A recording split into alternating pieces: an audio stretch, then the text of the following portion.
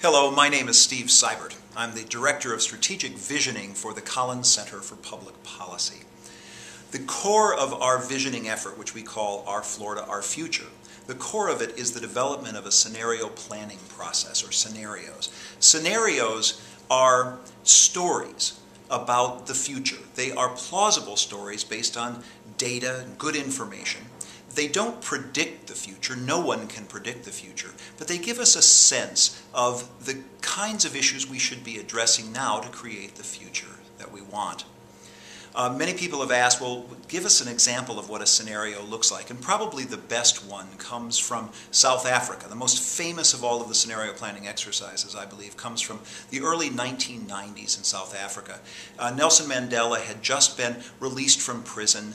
Apartheid was beginning to fall apart. And in a couple of years, there was going to be an election with all races participating for the first time. And there was great concern over what that nation was about ready to experience. What kind of economic policies, what kind of constitutional rights, where was the housing going to be? All of the issues that many, many communities face, but in this particular case, a very difficult time of transition.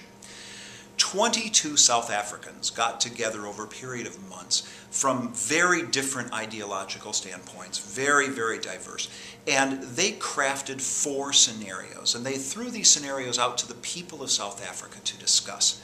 And they all described plausible futures, but very different futures should certain circumstances happen.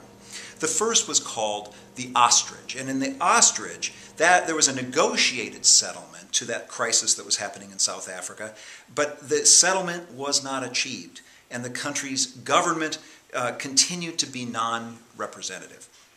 The second scenario was called the lame duck, and in the lame duck, a settlement was achieved, but the transition to the new way of life was very slow and indecisive.